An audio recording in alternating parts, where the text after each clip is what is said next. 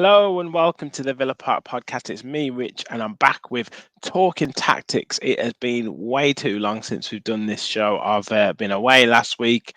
Couldn't get together to do the Talking Tactics after the Newcastle game. I did do a bit of a rant, which you might have seen, and obviously we're also going to reflect on a great victory against Sheffield United and do a little bit of a compare contrast in terms of what we did right against Sheffield United and what we did wrong against Newcastle. And joining me is our number one football data expert, Gareth. How you doing, mate? Yeah, very well, thanks, Rich. Very well, thank you. Good. So, yeah, we're going to get into our usual kind of Viz graphics, going through both performances, but just in general, Gareth, what did we look to do wrong, or what did Newcastle do so right against us against last Tuesday, and what did Sheffield United get so wrong against us on Saturday? Yeah, I think, they started quite well, Sheffield United, didn't they, overall, in the first sort of 15, 20 minutes, but didn't capitalise. I thought, like we said, expected a bit more from them at home, especially fighting for their lives and everything, usually pretty well organised under Chris Wilder, but it was such a contrast for us from the Newcastle game where we really could have, implied ourselves at home, considering the pasting we took at St James's Park, but you kind of wanted the Sheffield United performance in the Newcastle game, didn't you? And it's such a contrast, really. Yeah, absolutely, absolutely. Well, we're going to get into it in a second, as I said. But before we do that, do make sure you hit the like button, guys. Hit that subscribe button. Help us. We're on the road to 4,000 subscribers. As you can see, we've just passed 3,300. So fantastic support from you all. But make sure you smash the like button, subscribe if you're new, and get involved in the chat in the comments. So first of all, looking at the Newcastle game, like I said, the general passing network that we look at, what was it that you kind of noticed we were trying to do, based on this diagram? Yeah, as I said, I think, Matty Cash saw a lot of the ball, didn't he? Quite unusually so almost, but he saw more of the ball on that right hand side than Mourinho did on the left hand side, and I think this is the sort of game where you wanted Moreno, to get down the line. You wanted him to sort of get those crosses into the box, just get those numbers into the box and put them under some pressure. Newcastle very good at the back. Maybe that was not in the air. Sorry, maybe that was not the way he wanted to go. But yeah, a lot of passing. Sort of, you can see the 4-4-2 there, and you can see that box midfield sort of with Tielemans and McGinn and Kamara and Luis. You can see, and it just didn't work quite well enough, did it? As we've seen it in the past. No, 100%. I mean, looking at Moreno's average position, obviously it's up to the 62nd minute, but usually that's further advanced. Like you say, some real high passing combination between Konsa and Cash. So he was used a lot. I noticed quite a few longer balls from Martinez to Cash, and it just kind of played into Dan Burn's hands, like he's so much taller than him. And then that midfield, it just looks really really flat midfield instead of, kind of that usual, difference in terms of position. I don't know whether that's something that you kind of noticed across the board. Yeah, I think in terms of, we saw against Newcastle, against Ogbene for Luton Town up again, on Saturday, he just smashed down Burn for pace. This was the game to keep a wide man wide, and that's Leon Bailey. That was, if you put Leon Bailey up against Dan Burn, well, I think we would have been in business. I don't know how you think about that, but well, I he think came on, didn't he? And he absolutely he could have won us the game if if he'd have come on a little bit earlier, or Eddie Howe was a little bit more stubborn and kept Dan Burn on, we'd have probably got back right in. Like, we'd have probably drawn that game. Yeah, I think when I was sitting there watching it, I'm thinking tactically, this is not right. This is not quite. He's got this one a little bit wrong for me. And I think I tweeted as much. So one of them games where I think they won't live to regret it. But I think after the game, he must have sat in his office and thought, "Oh God, I got that wrong tonight." Yeah. Quick look at the expected threat in terms of the contribution for passes. Obviously, Louise is there quite high up. Bailey, after 20-minute cameo. Look already third in the list there. And Trippier, obviously, had quite a productive game as well. But anything else that you notice in there? Yeah, well, I think you've nailed it with Leon Bailey. I think I should highlight that because I noticed it as soon as I plotted the data. I thought, wow, talk about a cameo role, as you say, for that. It was just superb. I mean, Trippier, a lot of that is sort of, I think 0.35 of it was from set pieces as well. So we have to take that into account. But yeah, Douglas Luiz again from open play. But I mean, a lot of the different sort of, you can see Tielemans and McGinn, and you just want a little bit more from that. And I think we'll see it again in the Sheffield United one. Ollie Watkins is starting to pop up a lot more on these charts, and we're seeing him sort of make sort of 15 to sort of 16, 17 passes in a game, where before he was only making about 8 or 9. So he's starting to get more involved. Now, whether that's a good thing, because that means the midfield are not quite doing their job in Luiz and Kamara, and sort of he's having to drop deeper to get on the ball, whether that's a tactical thing, I don't know. I think it's more the former. But again, yeah, I mean, Leon Bailey, what can you say? He's unreal at the moment. But yeah, interesting enough. I think we're seeing. Maybe not so much in the Newcastle game, because I think they kind of out battled us a little bit more in midfield. But certainly other games we've seen the midfielders try and run with the ball a little bit more. Obviously, the Sheffield United game, Luiz played 2 fantastic passes, which we'll come on to. But the other thing I've noticed on here is, like for me, Newcastle was so threatening. Like every time a ball went over the top, they looked really, really threatening. But looking at that, like Anthony Gordon, like didn't really have too much of a threat in terms of his contribution of passes and set pieces. And Miguel Almiron, he came on as a substitute.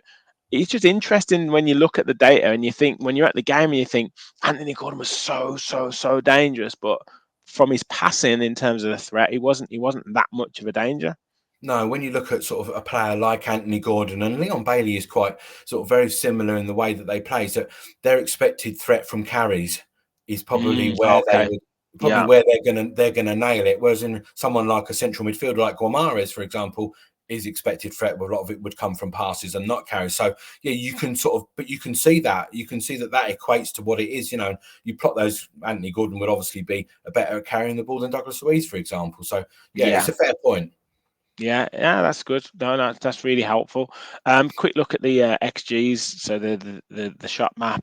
I mean, look at the, I guess the quality of chances that we allowed in the box for Newcastle was quite interesting. But yeah, anything else that you're noticing here? No, I mean they missed a few, didn't they? So I Yeah, mean, they definitely did. yeah, it should have been a lot worse, I think, in all fairness. And I just don't think, for me, a lot of it stemmed from in central midfield. They didn't allow us the space. They pressed us quite high. They pushed really high on us, and you've got a lot of energy in Guimaraes, Longstaff, and Miley. You've got a lot of energy in there. So to put that on just our 2 players was difficult. They pushed us high. Didn't try and sort of let us take the ball off of Martinez a great deal, like Luiz likes. No. He likes time and space to turn, and he didn't get that. No, and I mean, me and Sam had quite a kind of not heated, but like a good discussion on this in terms of he just thought we didn't get the tactics right. I totally agree with him, but I do think that for our midfielders, like the particularly Kamara and Luiz, that type of midfield press and those physical players in terms of like a Newcastle or a Nottingham Forest or a Liverpool, that's kind of our kryptonite, and I think for them to be like classed as real top midfielders, they need to get over that. They need to really start competing, like, because first thing you got to do in midfield is obviously, back to basics. It's compete physically, show that you can win the battle, and then your quality will come through. And there's some games where they do kind of struggle to impose themselves. Yeah, you've got something what we call in the games like a press-resistant midfielder, which is someone like Rodri, Moussa Dembele at Tottenham, for example, was a prime example of that. They can take the ball, they can be pressured, but they can go.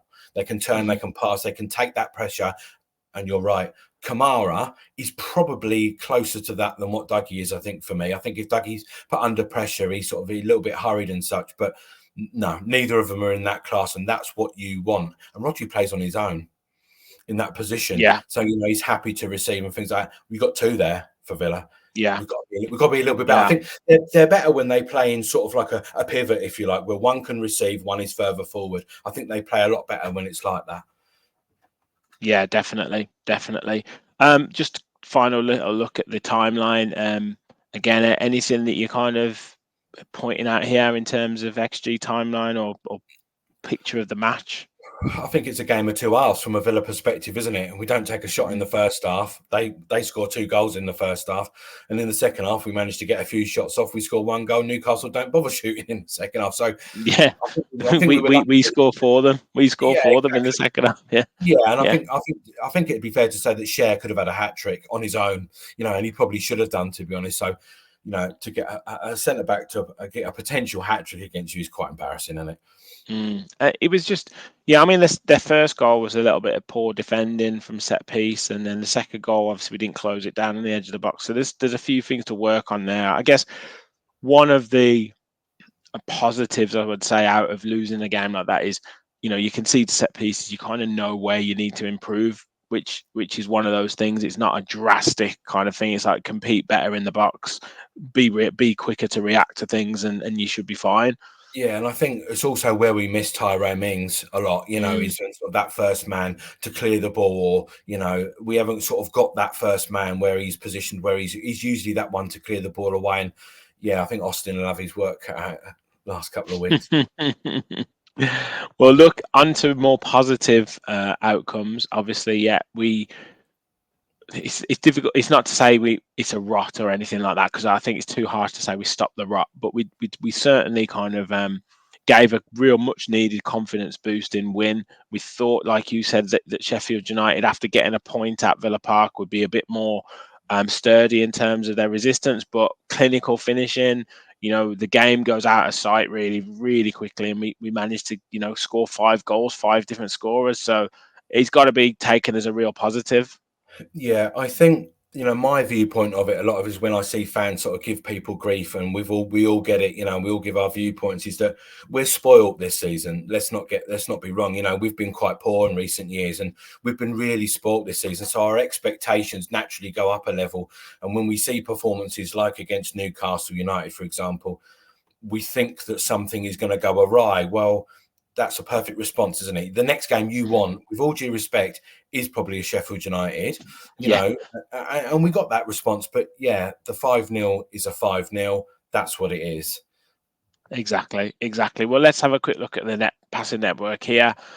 Anything that you noticed that's different? Obviously, slightly different personnel. Konsa coming in, Bailey coming in, but yeah, and anything that you notice in terms of the way that we approached the game? Yeah, I mean, off the top of my head, I think Carlos made 114 passes, something like that. Wow. And I think Longley was close with something else. I think it was about that, 98 for Longley, something along those lines. And yeah, I mean, again, we're obviously, we can see what's happening there. It's a right-sided bias. Again, we're not using that left-hand side. Again, now remember what we saw against Newcastle. We saw this exact same thing. The average position of Alex Moreno was pretty much the same. Kamara and Louise, we could say, in that box midfield. And I think I still say, and we've said it a long time before, John McGinn is the key to this midfield.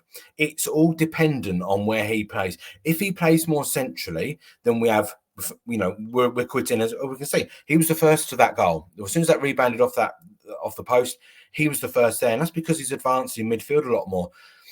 Bailey again for us. He was really good. He was really good again, wasn't he? And we can sort of, we're getting there, but with Tielemans, are we there yet? Not quite sure. Again, he's more of a hole filler for me almost. He sort of gets in the side when others aren't playing. So it's a tricky one to gauge, to be honest. Yeah, it is difficult to kind of read a lot into it. Like this week will probably tell us a lot more about where we are as a team, and have we kind of gone through that difficult patch and really kind of push on. But yeah, in terms of kind of the expected threat, obviously Louise is there at the top. I mean, not a huge threat with those is 0.25, but I guess the difficulty of those passes shows the quality really. Yeah, it was very sort of low, the expected threat. But Sheffield United defended in a deep block, so it's you're kind of getting that space. You're paying quite shorter passes from sort of what we call zones in the pitch to very shorter zones. So the expected threat is not necessarily so high, So, but we can see again from the goal what a fantastic pass it was from him, But I'm quite surprised to see Moussa Diaby up here. It sort of struck a chord with me a little bit, really. But in terms of Carlos and Longley, you can see that they're playing those passes. for me, Longley has been a more than adequate replacement for Pau Torres. Mm-hmm. I don't think anybody can shirk that. I don't think he's put a foot wrong, and he's passing. He knows his role. He's a direct replacement, playing those balls into midfield. And Carlos is just the same. So it's going to be interesting to see what we do moving forward. Yeah, it definitely is, because they're both, obviously Torres is now coming back to fitness. I don't think he'll play tomorrow. He's going to be on the bench, but I don't think he'll start him tomorrow. But it's interesting to see what he'll do, because obviously Longley is a replacement for Torres, but he's done very, very well. Does Longley then come out for Torres straight away, or does Longley and Torres play as like two left footers at centre back? Carlos obviously operates pretty well when he, particularly in a physical battle. So yeah, it's going to be interesting, mate, to see what happens. Yeah, I think I think you're right. I tweeted as much before the podcast. I think that Torres will probably get 20 minutes, maybe on against Chelsea, no matter what happens. I mean, if we're winning, he will definitely probably get that time. I think he will be saved for Manchester United. I think that is probably what's going to happen. I think the meltdown of what you've seen on Twitter is a little bit far-fetched. I think, you just put cash there, you move Carlos over, Torres or Longley plays, Moreno's the back four. There's no great shakes about that. I think Conte will probably be out for a month from what we've seen online. Yeah, I think it picks itself, Rich. I don't think. Yeah, it's not too bad, because No. we've got a midweek game this week. If we win that game, we have an FA Cup midweeker, but we've only really got one game a week. So as long as he gets good rest and recuperation, he could probably be back training in a couple of weeks, and we'll take it from there. Yeah, I don't. Yeah, I mean, it's a good job we're not that close to Europa. Yeah, are we? We're sort of a little way off yet, so we've got that time. I don't think. Yeah, I mean, for me, it's not a massive issue. I don't think it's a massive issue, to be honest. It's more of a setup issue, I think, than the way they want to play, more than what it is. It creates a conundrum that's not how he probably wants to play, but it's not a massive issue. No.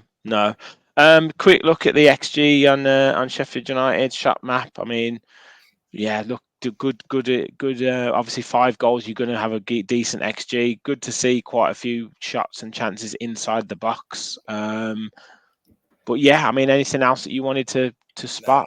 No, I mean, we took our chances well. I mean, some might say it probably should have been more, I mean, but you've scored 5 goals and exceeded your XG by sort of like 2.8, haven't you? So, you're kind of there. So 1.8, sorry. So you're kind of there. So yeah, nothing really for me. Just a little bit more sort of a lot of right-sided bars here. We can see a lot of them shots that are around there. That cluster, if you like, are almost, that's sort of like a Leon Bailey type area. So something to keep an eye on there. Yeah. And then just the shot map, I think, slightly different to the Newcastle game. Like plenty of shots early doors. Obviously, 4-0 up inside 30 minutes. It was clinical finishing. Simple. Clinical finishing. That's what it was. Within you're 4-0 up within 30 minutes. The game's done. Before half time. So it was good to see them see it out properly, though. Still keep possession of the football. Clean sheet. Yeah, clean sheet, and not worry about sort of certain things. So it's just a shame the Conte injury kind of ruined it a little bit, really. Yeah. Well, look, Gareth, fantastic analysis. Because we had 2 games together. Just for you guys watching, we would usually do the screenshots, but it would be a monster show. So all those screenshots will be back for the next Talking Tactics show. But we wanted to kind of focus on both games and give a little bit of a compare and contrast, because it was 2 kind of vastly different games. Obviously, the opposition has to be taken into account, but like you said before, you kind of wanted the clinical finishing in the Tuesday game, and then a bit more relaxed attitude in the Sheffield United game. Definitely, I was left frustrated after Newcastle, because I thought they haven't been playing too well. Newcastle, not as hit the heights of what they have done. And I just thought that was the game where you're looking at certain games in the season to hit a marker and think, well, this is where we are. This is what we can do. This is the sort of teams we can beat on our day, whether we're not playing so well or whether we're playing so well. It was just a bit of a disappointment. But a week later, or 4 days later, we're back where we are. Yeah, exactly. Right, Gareth, thank you so much. I noticed a new Twitter handle on your name tag there. So tell everyone about what you're doing, mate. Yeah, so the new website will be up, sort of coming soon, gcanalytics.net, and it'll be sort of where we're going to sort of try and post it'll be a load of Villa stuff, all the screenshots that you see here, plus we'll be offering some services for like recruitment and media stuff and all things like that. But this Analytics GC is just to stop my own timeline being clogged up or other people's time being clogged up by all the viz and everything. So all the Premier League match reports and Premier League games and all the other viz is going to be posted on Analytics GC. So we've got about 110 followers so far. So spread the word, and all the viz is going to be up there with no sort of stuff in between. Fantastic. Well, look, when you get the website all up and running, we'll post it in the link to this video, link to our channel and all the videos that we do. And yeah, guys, get following at Analytics GC for all the latest expert analysis on Villa and all other teams. And I know you do put a lot of work into it and focus on different players and different positions and everything like that. So it's great content. So Gareth, thank you very much once again. Guys, make sure you hit the like button, hit the subscribe button. We're on the road to 4,000 subscribers. So like, subscribe, get involved in the chat. We'll be back very, very soon. We're back tonight for match preview for Chelsea. So, yeah, make sure you keep your eye out for the show there. Thank you all for watching. And as always, remember, we all follow the Villa. Thanks, everyone.